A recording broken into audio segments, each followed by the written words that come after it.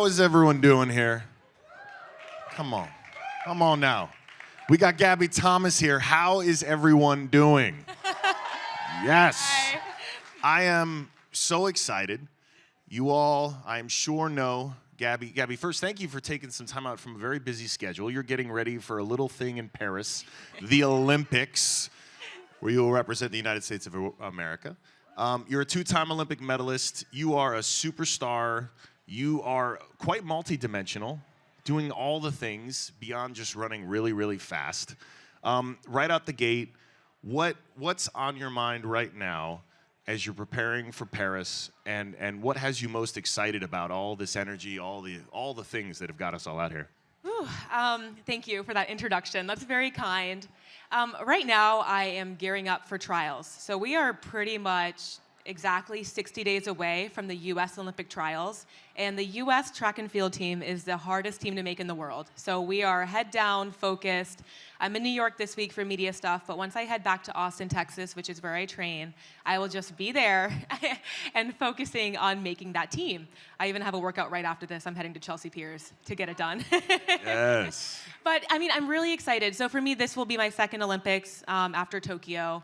It's been very different. You know, COVID is not a thing right now. Everyone's very excited. We're all amped up. And there are just really high expectations. So I'm having a lot of fun with it. I have high expectations for myself. I know what I'm capable of. I know what needs to be done. And it's just an amazing group of women who are competing in track and field right now. So it's intense. Well, you've heard. Yes, we can clap for that. Yes. Thank you. Thank you. What is so exciting to me is, you know, you've heard a lot of people talk about the impact of this movement, not just a moment, this movement we're in with women's sports, is going to open doors to young girls who are aspiring to things that you know, more than likely wouldn't have been options decades ago. Yeah. But talk just a little bit about your journey as an athlete, all the work you're doing on the public health front. Like I said, you're multidimensional, and the fact that you've had this success, it had to have started somewhere. Talk about the origin story of Gabby Thomas. I mean, I love that you brought up the younger generation piece too. So for me growing up, I grew up in a single mom household, twin brother, low income, and what was always instilled in us was the importance of education. That was number one priority. Sports was, honestly, it was pretty secondary, but it was something that we still did because it was a great way to occupy time and learn life lessons. But growing up, I did track in high school like everyone else did. My first love was soccer, and I knew that I wanted to go to Harvard and study neurobiology. And for me, education was my ticket to a good life. It was my ticket to just achieving what I saw all my other friends had. It was an equalizer, if you will. And so I pursued my education first, but then I fell in love with track in college.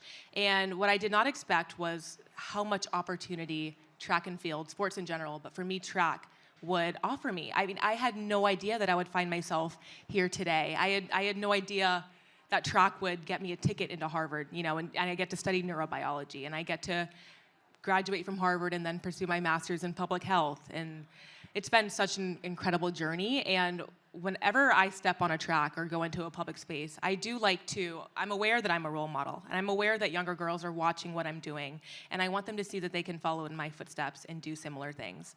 I prioritized education, also athletics, but I mean, you can really do anything that you want to do. And sports was just a great leeway into that. And since graduating from college and graduating with my master's, I've been training in Texas full-time, and I also volunteer at a clinic because I'm still very passionate about public health. I think it's incredibly important to give back to the communities that we occupy. My communities have been so gracious to me, and they have awarded me so much. So I spend a lot of my time doing that and making sure that everyone gets access to health care that they need. The clinic specializes in people who don't have health insurance or are low income, so it's very close to my heart.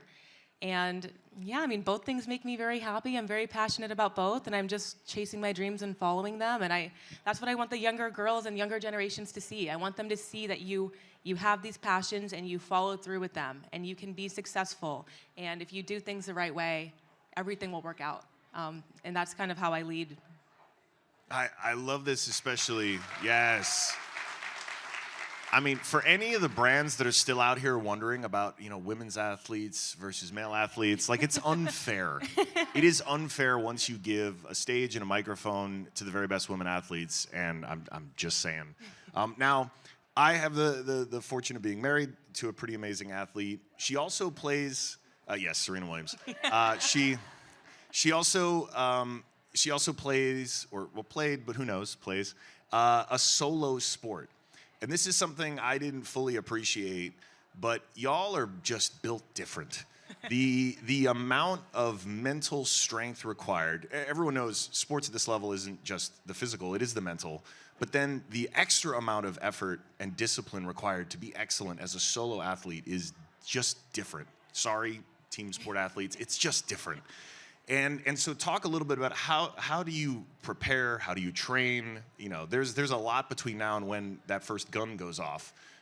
How are you getting yourself right mentally, physically? Yeah, I mean, that's a great point. I know Caitlin Clark just did an interview last week or a couple weeks ago about how nice it is to have the team behind her. She loses as a team. Anything happens, you have that fallback. Anything bad happens, you have that fallback and that piece. And for us individual athletes, we don't have that. When you lose, it is all you. It's you alone on the line. But when you win, it's also all you. And there's a huge dopamine hit when you have that moment and you don't have to share it with anybody else. And it's incredible. Yes. But it definitely takes a toll because there's a lot of pressure for you yourself to do that. And I do have my team. I have an amazing coach. I have an amazing group of teammates that I train with. I have everyone who makes it possible. But it is a mental exercise, and there are very, very talented athletes in individual sports. But if you don't have that mental piece, it doesn't really get you very far because everyone is very physically talented at a certain point. Once you get to college, everyone more or less has the same talent level. It's about how do you switch on that drive? How do you switch on that competitive energy? How do you deal with pressure? I mean, pressure is one of the biggest reasons why you see people fail in races, especially in track and field. It's like, can you handle it? And when we're talking about track and field, we're talking about the difference of a millisecond in a lot of these races. We're talking about your reaction time when the gun goes off out of the blocks. And we're talking about, can you keep your composure when you're fighting tooth and nail to the line? You might lose by a toe. So how are you keeping your composure in that moment? And that makes a difference of when you win. So when I'm preparing for my races, I do a lot of meditation. When I'm in practice, I'm treating it like it's a competition, like it's a race. I'm imagining that there's a Sharika Jackson or a Sha'Carri Richardson on the left or right of me because I need to feel that. I need to know I need to have expectation for what it's going to be like when I'm actually on the line. But there's a lot of personal work that goes into that too. I'm thinking, I'm just gathering myself. I'm thinking, track, the sun will come up at the end of the day no matter what happens. And you have to have kind of this understanding and deal with yourself that it's all going to be okay. But yeah, physical training, mental training, emotional training, it's a lot that goes into it for individual sports for sure. Well, it is next level, and it's so interesting. So as a naive, I really do think of myself as a pretty generic American sports fan. And so I grew up, NFL was the only sport that mattered in my house. It was the only sport I watched and played, and I was very ignorant. I didn't even follow tennis until I started talking to my wife. I learned quick. Now, tennis is a really, really hard sport. My dad used to call it a BS country club sport, and I was very wrong about that. And so I, like most, say, average American sports fans, get really excited about track every 4 years. It's the Olympics. We're so proud. We know our women are awesome and have a legacy of awesomeness for decades. But then it seems like it goes away. And help me understand, so what is there's obviously a ton of coverage, a ton of support, a ton of excitement right now, but then what happens the other 4 years? And what happens to other athletes who are really, really great, but maybe not on the Olympic level? Yeah. I can't fault you for that because prior to becoming a pro athlete, I didn't know about track and field either. I didn't know that there was a pro circuit. I didn't know that you could be a professional track and field athlete. Of course, I had heard about Usain Bolt. I had heard about Allison Felix, but I thought they just competed every 4 years, and then they went away, and then they came back, and they were just fast, right? So that's what I thought that was it. So I can't fault anyone for that. But When it's not an Olympic year, we typically have world championships like other individual sports. And so we're gearing up for that. I just came back last year from world championships in Budapest, and it went really well. I got a silver and a gold there. But thank you. Thank you. But that was also a whole year and season of really grueling work that nobody sees or knows about. But I think the fun part about the Olympics is we get a lot of media coverage, so people are seeing the storytelling. You're aware of the athletes. You're aware of who we're competing against, who's going head-to-head against who. So people are excited about that. And the same thing is happening every other year. And believe it or not, the same athletes that are competing at the Olympics every year are the same exact athletes that are competing the year prior, and the year before that, and the year before that. We're doing the same meets. We're doing the same thing. It's just called World Championships instead of the Olympics. And so that's really interesting because all this hype and all this love for a sport, you could have it every year if you really wanted to. We should do something about that. What do you and your teammates try to do to maintain the awareness and go direct to those fans? Because another thing I learned, there is an entire community. There is track Twitter, there's track Instagram, there's track TikTok.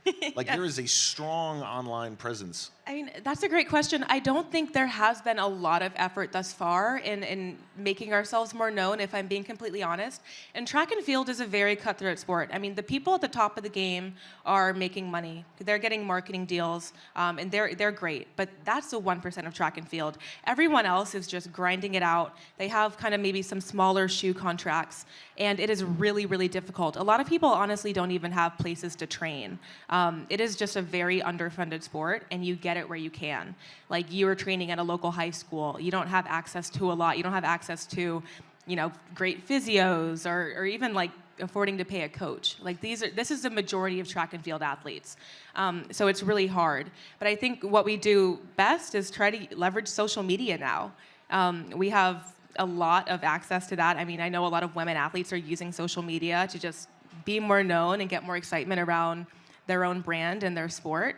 And that's kind of where track and field is at right now. So if we're not in an Olympic year, we are doing our meets, we're using social media and just doing the best we can. It's a really gritty sport. Well, and you're one of those athletes who has a ton of brand partners, right, across the board. I was trying to figure out a vertical that you didn't already have a brand partner in, but you're one of those who is, certainly an icon and been able to build a hell of a portfolio. Yeah. If you were sitting here thinking, like, if you were to invest in women's track today, what are the things you would want to see? What are the things you'd want to change? And why does it matter? Why is it important? Yeah, so my brand partners are very huge in my success story. I didn't really mention this, but we also don't make a lot of money on the track. Most people, if you're just running, it's very, very hard to make a living just doing that. So all of our income is primarily our brand partners, and they make it possible for me to achieve these medals. But if I were to invest in track and field right now, I mean, first and foremost, it would be accessibility and visibility to the sport. It is hard for people to watch track and field. I get it. I mean, before I was running it, I didn't know where I could turn on a track meet. Like, if I wanted to watch my favorite athletes compete, I wouldn't even know where to start. And if I did, I would have to pay for it. And that's a big inhibitor for even just watching the sport. I also think having more opportunities to run. So that goes into the accessibility piece. We're not really incentivized as athletes to compete at every track meet. So if you're a fan who really just wants to follow the sport, you're not guaranteed to see your favorite athlete compete at any given meet. They might pull out last second, or they just might not be competing until right before the Olympics or right before World Championships because there's no real incentive to do so. And that makes it really hard to have a loyal fan base, a loyal audience that's engaged when you don't know when your next athlete is competing. And I don't blame the athletes because I don't feel incentivized to compete at every track meet. But if I were to feel incentivized to do so, I would. And lastly, I think just the fanfare of it all, like the fanfare experience. When you're going to a track meet actually in person, you want to have a good time, not twiddle your thumbs between events. So just having any type of event where you go to a basketball game or a football game or like F1, you're having a great time. It is so much fun. You're like, there's music playing, there's never a dull moment, you're not bored. If track meets had that, which I truly believe they could because track and field is such an exciting event, I think that would drive so much engagement. So those are kind of the three things that I would focus on. You know, it is, I'll tell you, 2019, I rage tweeted, women's sports was grossly undervalued, and in particular in America, women's soccer was the most obvious opportunity. And it was because Pino was on a team that had just sold for like $3.5 million. And I was like, the math doesn't math, right? She's worth at least that much herself. What's going on? And Alex Morgan, to her credit, replied on that tweet thread and said, I can help you with that, because I said I wanted to get an NWSL team. And she taught me a ton, and you know, the rest is history.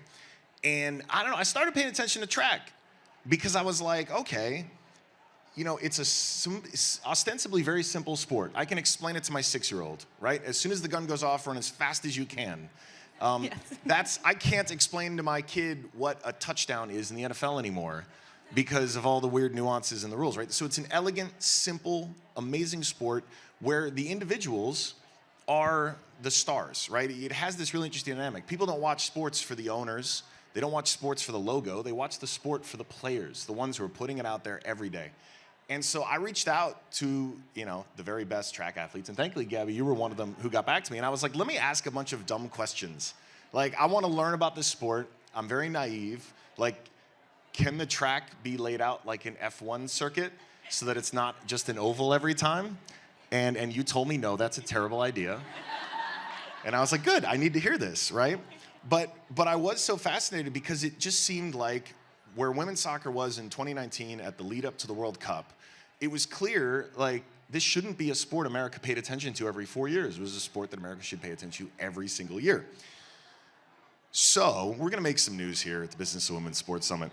So I want to announce that my firm, 776, is committing to bring more attention and support to this amazing sport, Gabby. So in late September, we'll be hosting the 776 Invitational. Now, what is this? It is a women's-only track event. And we're going to have the fastest women in the world. Gabby is our first partner here who's going to be running. And 776 is committing to the biggest purse ever for an all-female track event, okay? So it comes down to the cash money. And we're gonna make sure that these amazing athletes are getting their due. We're very excited. We're gonna have more news that's gonna come out about this. We could not have gotten here without you, Gabby. And I will say this, and I've told the team knows this, I have not told you this. But you know, I reached out to a bunch of amazing folks, and you were this amazing Venn diagram of obviously like greatness on the track and also just thoughtfulness, your insights. I really feel like if this event is the success that I know it's going to be, and I mean, this is, you know, overall, this is a 7-figure commitment to an amazing event. It's going to be thanks to you, not just on the track, but your leadership, your insights, and I'm just so grateful to be partner with you in this. There is so much more to do, and I think this is just the start. But this should be, you know, coming off of the high of the Olympics. You know, hopefully all those gold medals won't be weighing you down too much. I want this to be the thing that closes out an amazing event of track and women only. Obviously, everyone's invited to attend. Yeah. But it's just a simple fact.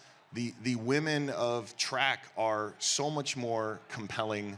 Whether you're looking at follower counts on social media or just engagement and excitement, that excellence deserves to have an amazing stage even after the Olympics. And it's a credit to you, and I'm just so excited.